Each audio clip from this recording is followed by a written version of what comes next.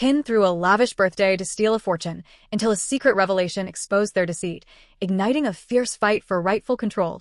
My name is Sophia. I'm 28 years old, living in Chicago and working in senior financial consulting. People often call me the steady one, the girl who holds it together when the whole family starts to fall apart. And I guess that's fair. I'm the one who paid off my brother Connor's tuition after he lost his scholarship for partying, the one who took on over $60,000 of debt my dad Thomas had blown on shady investments, and the one who quietly covered every one of my mom Diane's credit card bills, even though she's never once asked if I was doing okay. I used to tell myself family is family. No matter what, you keep trying. But over time, that definition started to suffocate me. Last week, I got a text from my mom. Dear Sophia, come by the house at 6 o'clock tonight. We have something special for you. For some reason, my fingers froze on the screen. Something special from my mother, Diane, usually meant trouble. The last time she said something like that, the whole family had gathered to get me to co-sign a loan for Connor's new startup just a few months after his last company went under. I sat in my car, parked in front of the two-story suburban house I'd helped pay for 4 years ago. Of course, it was under my parents' names. Through the warm yellow light in the windows, I could see people moving around, hear the muffled laughter. I stepped out, adjusted my coat, and rang the doorbell. The door opened, and there was my mom, fully made up, bright red lipstick, eyes sparkling a little too much. Surprise. She squealed, pulling me in. The living room was packed with relatives I hadn't seen since Christmas 2 years ago.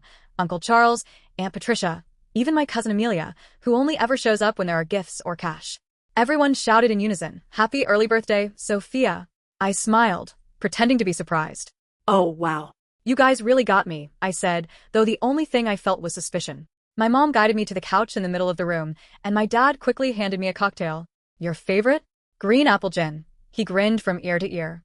I've hated gin since I was 25. Sit down, sweetheart, my mom said gently, though I noticed her eyes flick toward the side table where a leather-bound folder sat neatly as if waiting. I sat down and glanced at the first page. Asset Allocation Agreement, Margaret Harper, Inheritance Trust. I tilted my head. What's this, Mom? Oh, just some boring paperwork, she said quickly, placing her hand on mine. Let's look at it later, sweetheart. Tonight is for celebrating. I smiled, but my hand was already reaching for the documents. Actually, I'd like to look now if that's okay. The room suddenly went still. My dad stood up awkwardly, raising his glass. A toast to Sophia. The brightest star of the family, he said, voice slightly rushed. I flipped to the first page. My eyes stopped at one sentence. I, Sophia Grace Harper, hereby relinquish all rights to the Margaret Harper Inheritance Trust. I looked up at my mother. Mom, what is this? She forced a smile. Just a formality, honey. It's for tax purposes. Tax purposes, or transferring everything to the family without telling me. I asked, voice calm, but eyes locked on hers. Sophia, Connor cut in. Please just sign it. Everyone's already agreed. I laughed, but it wasn't a happy laugh.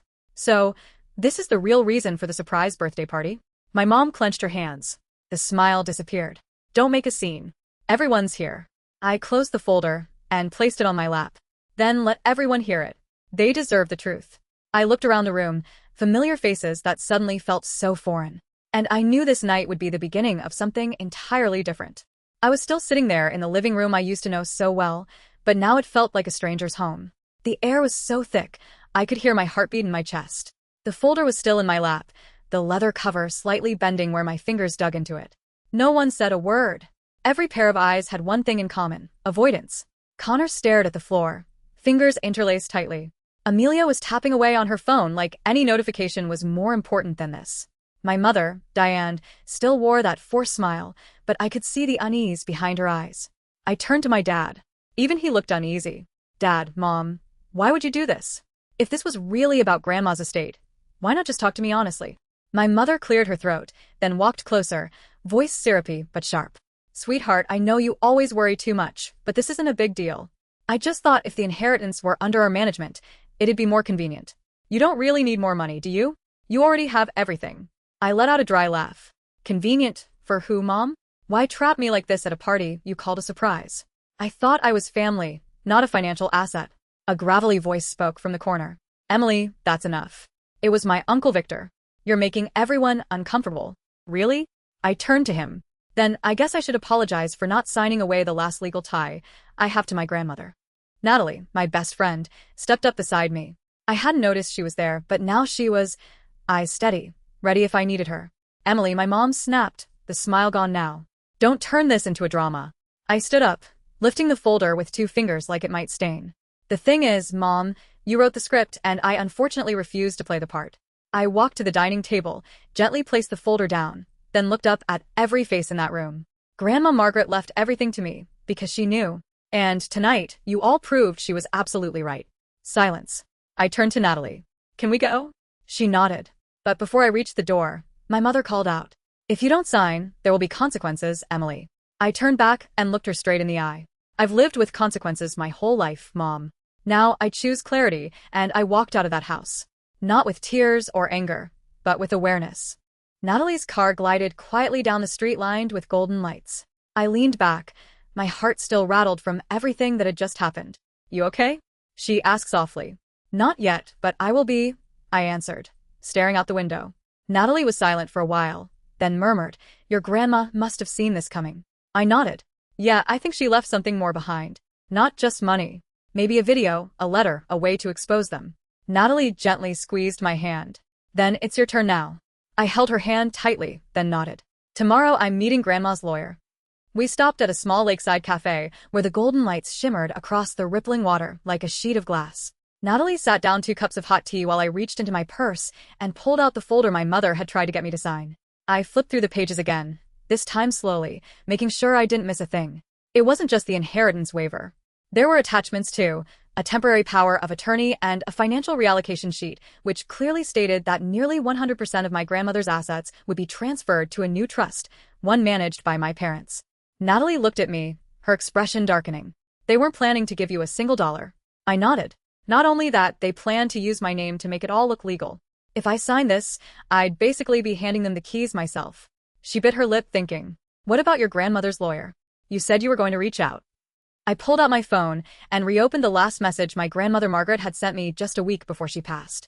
Dear Emily, if things ever start to feel confusing, go see my attorney, Mr. Edward Mitchell. I left some things for you. I called the office first thing the next morning. A professional-sounding woman answered and scheduled an appointment for 10 a.m. I arrived 10 minutes early, heart pounding in my chest. The office was inside a classic red brick building in downtown Boston with large windows facing the park. Edward Mitchell was a calm, silver-haired man in his early 60s.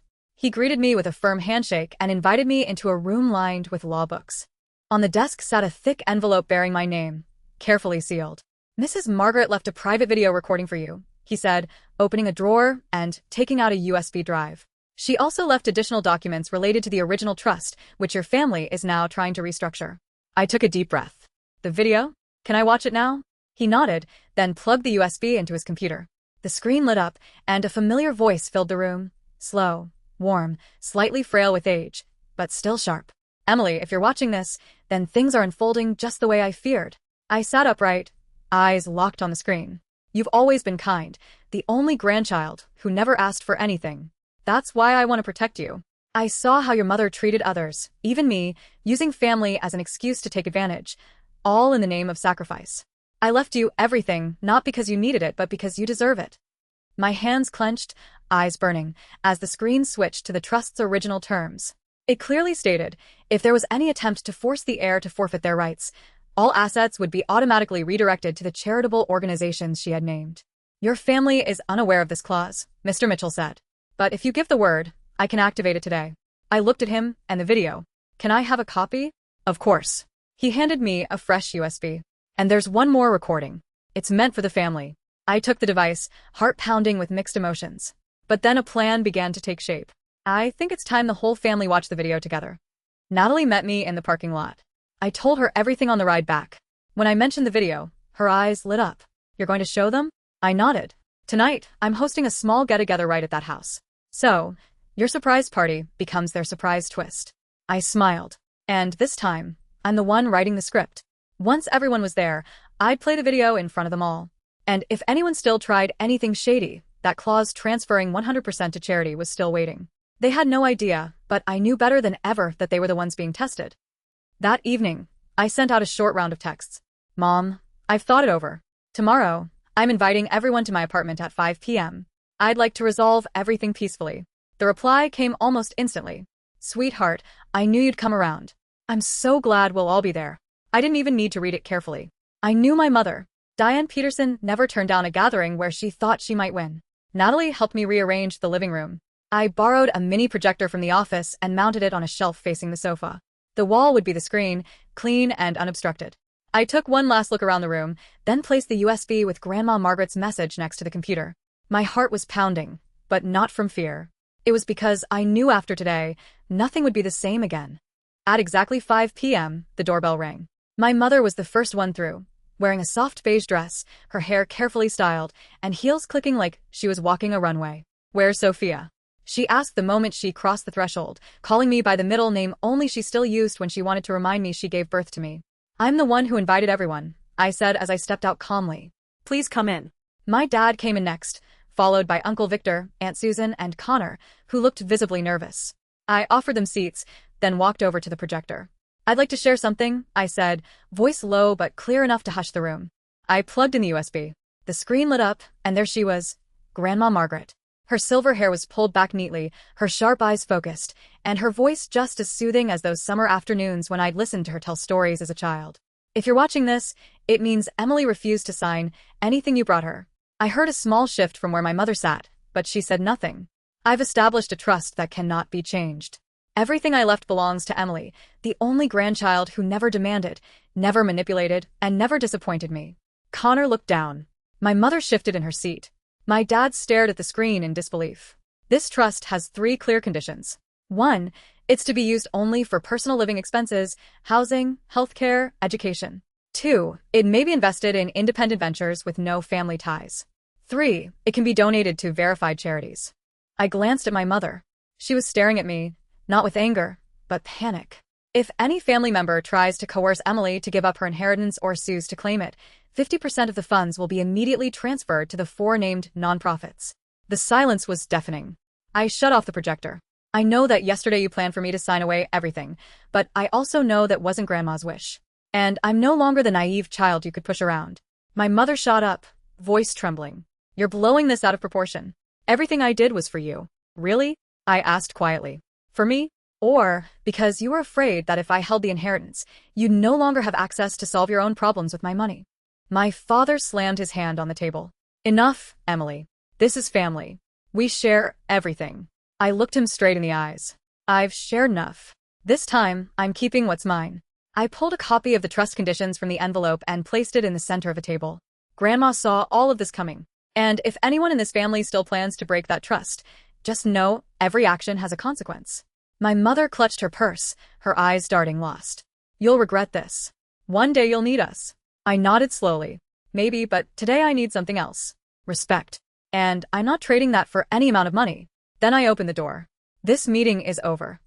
My apartment was quiet again, but this time it didn't feel lonely. It felt peaceful. I looked at the USB on the table. It didn't just hold a will. It held my grandmother's trust in me, that I could make my own choices, and that I was worthy of doing so. And if they still tried to flip the board again, they'd learn I already had my next move ready. The next morning, I sat alone in my small kitchen next to a cold cup of coffee. Grandma Margaret's USB was still in my coat pocket, but in my hand was a thick folder personally given to me by Attorney Edward after our first meeting. "Your grandmother was meticulous," he had said, handing me the clearly labeled documents year by year. "She kept records of every financial transaction involving your family, from credit cards opened in your name back in college to disguised money transfers labeled as medical expenses." I had no idea how long I sat there flipping through each page, bank statements, printed transcripts of audio recordings. But by the time I folded the last paper, I knew one thing for sure. This time I wasn't just defending myself. I was telling the truth. 2 days later, I called my father to meet just him. No mom, no Connor. We met at a quiet cafe in Brooklyn where he used to take me for pancakes when I was a little girl. But there was no family breakfast today. Just a reckoning. My father, Thomas Peterson, was 10 minutes late. He walked in with a sheepish smile. "Sorry, traffic, but thanks for meeting me." I nodded, motioned for him to sit, then placed a thick envelope on the table. "I didn't invite you to reconnect. I asked you here to be clear about a few things." He looked at the envelope, frowning. "What is this?" I slid it toward him. "Documents. Loans you took out under my name, credit cards Mom opened but drained from my student account, and records of the times you both asked for money to help Connor that ended up in Mom's personal account in Florida." He chuckled nervously. "You've got it all wrong, Emily. It was all for the family. Everyone does this." I looked him dead in the eyes. For the family? Do you know that when I was 21, I worked 3 jobs to pay off that credit card debt while you were in Atlantic City gambling it away? His face froze. I continued, voice calm. Do you remember when Mom called me crying, saying Connor had been in a car accident and needed $8,000 for surgery? I pulled out a printed bank statement. 2 hours later, that money went to a car dealership in Miami where she bought a good deal on a used Range Rover. Where did you hear that? He stammered. I slid over another paper. A recording of her conversation with the seller. Grandma kept it. She knew. She always knew. My father leaned back, wiping his face. For the first time, he wasn't the composed man I remembered. He looked like someone losing control of the game. What do you want? He asked, no longer pretending to be calm. I crossed my arms. Not money, not an apology. Just this. Stop. From now on, you and Mom don't touch a cent of my inheritance. No more phone calls begging. No more fake emergencies. No more accidental account numbers from Connor. I leaned forward, voice firm. If anyone in this family tries to access the trust again, I'll file charges, and I have everything ready to go to the IRS or the Financial Crimes Unit. He opened his mouth to respond, but I cut him off. And one more thing. I know you're looking to hire another lawyer to challenge the will, but the trust clause is very clear. If there's coercion or legal dispute, 50% of the assets go straight to charity. I stood, gathering my documents. So if you want to call Mom to strategize, go ahead. Just know every wrong move will cost you half. He stared at me, trying to gauge whether I really meant it. I gave a slight smile. You taught me how to play chess, remember? Sacrifice the pawn to protect the queen. Looks like you chose the wrong piece this time. I walked out of that cafe, without looking back.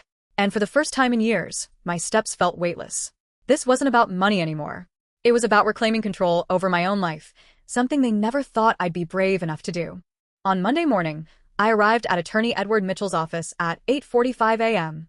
The family meeting was scheduled for 9 o'clock, and I wanted to be the first one there, not out of politeness, but to double-check that everything was ready. The conference room was perfectly prepared, the projector had been tested, and the hardbound documents were neatly arranged on the table.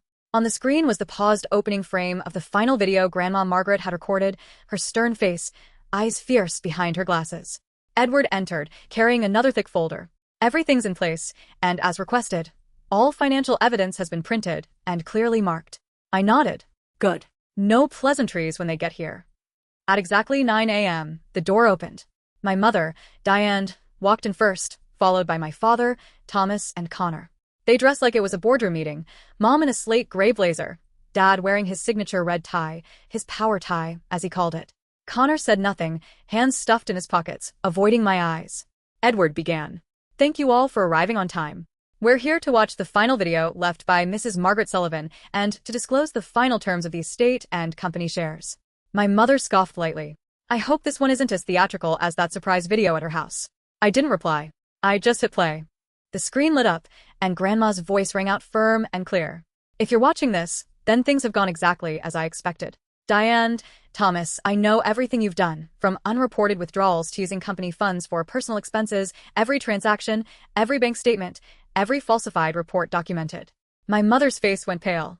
My father glanced nervously at Edward as if hoping he'd turn the video off. I've transferred full ownership of Peterson and Hartley, the company I co-founded with my husband, to Emily.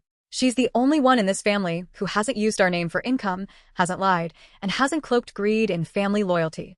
Connor looked up, stunned. My mother jumped to her feet. Absolutely not. That company is my father's legacy, and now it belongs to the only one who still honors that legacy, I said, rising. I am the legal heir, and here is the ownership transfer, notarized and filed. I placed the signed agreement and registration documents from Edward in front of them. This is illegal, my father yelled, slamming the table. I'm still the acting CEO. I have rights. You have rights until you're forced to resign, I interrupted. And that's already underway. Here's your resignation letter. If you refuse to sign, all financial records, including misused company funds, will go to the SEC for investigation. I slid another file across. Inside are records of payments made to Riverfront Casino under a false name and invoices from the luxury hotel Mom used for her weekend conferences. No one said a word. Edward added, furthermore, if anyone attempts to interfere with this transfer or threaten the heir, the trust's asset protection clause will activate, transferring half the inheritance value to financial abuse recovery organizations. I looked at my mother. You used to say I was too sensitive, but you were wrong. I was just too patient. My father's hand shook as he reached for the resignation letter. If I sign this, will you stay quiet? I don't want to hurt the family's name, I said. But if you keep trying to manipulate me, I won't hesitate to bring the truth to light. Thomas looked at my mother. She said nothing. Her face was ghost white, lips tightly pressed. Finally, he signed. I gathered the papers, looked at them one last time. From this point on, all shared family assets will be independently audited. All secondary credit cards are canceled. The company apartment is reclaimed. Discretionary funds are frozen. Connor muttered, Emily, this has gone too far. I turned to him. No, Connor. This should have ended long ago. Today it's just being rewritten with the truth. The conference room door closed softly behind me. No slam, no drama. But I knew to them that sound echoed louder than any final word. And I didn't look back. I didn't need to. 2 weeks after that fateful meeting, I officially took over as the new CEO of Peterson and Hartley, the company my grandmother Margaret had helped build from the ground up with my great-grandfather when it was just a small law office in Cambridge. Today, it's one of the most respected investment advisory firms in New England. And I, the granddaughter once dismissed as just the accountant, was now sitting in the top-floor office where my father's nameplate had hung for over 20 years. I didn't change much about the office's appearance. I only replaced my father's old portrait on the wall with one of my grandmother's paintings, a forest path lit by the last light of day. I think she would have liked that. But I didn't just take over the company. I did something else, something I believe was my grandmother's unspoken wish. I founded the Margaret Sullivan Foundation, a nonprofit dedicated to providing financial education for young people and counseling for those manipulated financially by their own families. Most of the foundation's budget came from 20% of the company's profits, something I wrote into a board resolution, which passed, though not without surprise. But I knew that once they understood the purpose, they'd come to appreciate it. That afternoon, I received a text from an unknown number. Emily, it's Mom. Your father just got out of the hospital. We need to talk. I took a few minutes before replying. Friday, 3 p.m., my office. They arrived on time. My mother looked as polished as ever, though she seemed tired. My father looked noticeably older, his face gaunt after a recent hospitalization for mild heart failure. The arrogance was gone, replaced maybe with fatigue from too many failed schemes. Emily, my mother began, we're not here to ask for money. We just want to hear from you. Clearly. I sat across from them. 2 small envelopes rested on the table. I'm not trying to shut you out forever, but I can't be the family's financial fallback anymore. I slid the envelopes toward them. Inside were lists. Independent financial counseling centers, and a treatment program for gambling and compulsive spending. I'm willing to pay for these if you're truly ready for a fresh start, but I won't write another check to patch over bad decisions. My mother hesitated. Do you think we're horrible people? I shook my head gently. I think you're people who never learn how to set boundaries, and worse, you never let me learn to set mine. My father spoke softly. I made mistakes. Not once, many times. But seeing you here, strong in control, maybe that's the smartest thing your grandmother ever did. I didn't respond, not because I wasn't moved, but because I've learned not to base my future on someone else's remorse. They left quietly. No hugs, no further asks. That evening, I returned to the foundation office where a group of college students was setting up for a seminar on recognizing financial abuse within families. I stood in the back of the room, quietly observing. No one realized I was the founder, and I liked it that way. Natalie arrived late, carrying 2 bubble teas. Word is Connor's younger sister just signed up to volunteer. I smiled. Good. At least the next generation still has hope. She handed me a paper website draft for the foundation. What do you want under the About Us section? I paused for a moment, then wrote, we believe family should never be a place where you fear your finances and real love never comes with a price tag. Natalie nodded, eyes lighting up. Perfect. Your grandma would be proud. I looked out the window where the city lights shimmered like Christmas. For the first time in years, I felt no tug-of-war between gratitude and guilt. I didn't owe anyone anything anymore. And, at last, I was living a life that was fully mine. I used to think blood ties were sacred, unchangeable, that no matter how many times you were hurt, you kept forgiving because they were family. But the truth is, some ties only exist to weigh you down. And if you're never brave enough to let go, you'll stay trapped in an endless loop of self-sacrifice. That fall, as golden leaves blanketed the path leading to Peterson and Hartley's headquarters, I stepped into a new chapter. No more emergency calls, no more veiled texts about money, no more guilt each time I said no to someone who once called me the good girl. I lived in a modest apartment near Boston Common, nothing extravagant, but cozy enough that every night I came home, I no longer felt lost. On my bookshelf were new photos, me, Natalie, and the Foundation's first team on a site visit in Vermont, me and Connor sharing the stage for the first time at the company's restructuring announcement, me and myself, smiling into a mirror without pretending. One late evening after a seminar on breaking toxic ties in blood relationships, Natalie sat beside me, hands wrapped around a warm cup of tea. You think if your mom called again, would you answer? I stayed quiet for a moment, then shook my head. Not because I'm angry, but because I understand. Every time I open that door, I give them another chance to take what took me years to reclaim. Peace. Natalie nodded, her eyes following the soft glow of the ceiling lights. Your family didn't lose you over money. They lost you because they never learned how to keep someone who they thought would never leave. Her words stayed with me into the next day, when I was invited to speak at a youth conference for those hurt by their own families. I walked up to the podium without a long speech, just a few notes, and a truth I no longer hid. My name is Emily, and maybe the first thing I want you to know is you're not selfish for choosing to protect yourself. The room went silent. I went on. I used to be my parents' bottomless wallet, the successful one. But behind closed doors were midnight calls, guilt trips. If you don't help, what will happen to us? I gave more than money. I gave my trust, time, and youth trying to hold together something called family peace. But I learned peace built on guilt never lasts. I looked down at the front row where Connor sat quietly. He gave me a small nod, silent agreement. And then I realized real family isn't who gave birth to you. It's who stays when you dare to live as your full self. That could be a college friend, a coworker who shares their lunch, or you who got back up, not for anyone else but for yourself. As I stepped down, many in the audience stood and applauded. Not because I was a CEO, but because I had once chosen to let go so I could begin again. That night, I sat alone at the foundation office, watching the streetlights fade. On the desk was my grandmother's final handwritten letter, never made public. Dear Emily, if the day comes when you must choose between keeping your family and keeping yourself, remember, real family will never ask you to lose who you are. Choosing yourself isn't abandoning anyone. It's the only way you can be whole and truly give. And, if you must go, walk toward peace. I folded the letter and placed it in the drawer. Peace. Not something I was given, but something I learned to create. And for the first time in my life, I knew this for certain. I don't need anyone's permission to be happy.